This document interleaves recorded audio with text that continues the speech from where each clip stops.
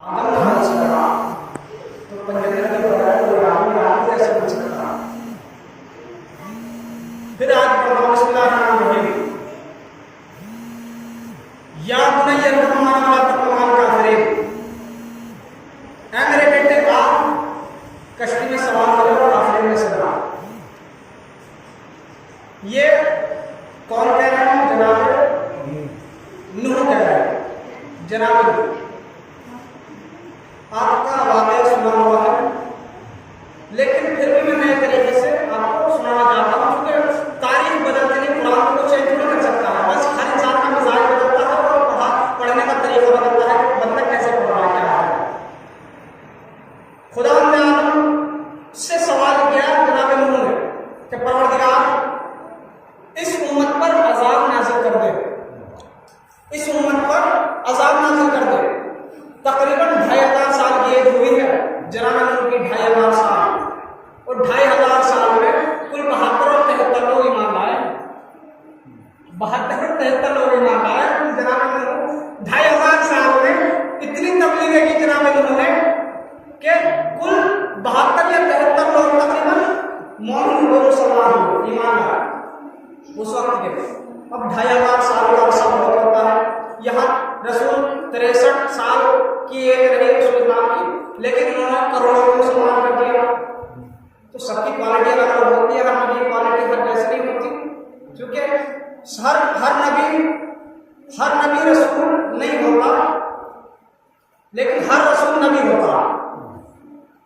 और हर इमाम का जो मर्तबा होता है वो रसूल इस्लाम को छोड़कर हर पैगंबर से अफजल है, हर इमाम का मर्तबा। तो जनाब नूह ने कहा परवरदिगार अजाब नाज़िल कर दे, परवरदिगार मैं इस उम्मत से परेशान हो गया, तो तू अजाब नाज़िल कर दे। जनाब जिब्रील आए और कुछ खजूर लाए। लाने के बाद ये कहा कि नूह इसको खा लीजिए। तो जनाब नूह ने कहा कि जिब्रील मैंने तो खुदा ने आपसे कहा था अजाब नाज़िल कर दे, परवरदिगार तू खजूर क्यों भेज रहा है? परवरदिगार मैंने कहा कि भाई अजाब नाज़िल कर दे, तो खजूर क्यों भेज रहा है? तो जिब्रील ने कहा कि ऐ नूह इसी में अजाब छुपा हुआ है, इसी में अजाब छुपा हुआ है। कि कैसे? कि तुम खजूर खाओ, जो इसका बीज है वो जमीन में डालो, उसके बाद फौरन ही खजूर का पेड़ उगेगा, उस खजूर के पेड़ को आप काट लेना, उससे कश्ती बनाना। भाई बचने का इंतजाम पहले किया ना, पहले अजाब से पहले बचने का सिस्टम बता दिया कि भाई कश्ती बनाओ। और वो कश्ती जो बनी बड़ी अजीब हो रही है, कितने सालों बनी जानते हैं? 200 साल। 200 साल में कुरान है 200 साल में वो कश्ती बनकर तैयार हुई। 200 साल उसने हर तरह का जोड़ा। अगर ये दुनिया बाकी है, जैसे हम या जितने भी हैवानात, चरिंद परिंद जितने भी बाकी है, तो ये सब सिर्फ वही लोग हैं, उन्हीं की नस्ल बाकी है तो उस कश्ती में थे। और उस कश्ती में भी तकरीबन रिवाज होता है 72 लोग थे। उस कश्ती में 72 लोग थे। तो 72 लोग थे। अब कश्ती बनाई, एक बूढ़ी औरत आया करती थी, बड़ी तवज्जो।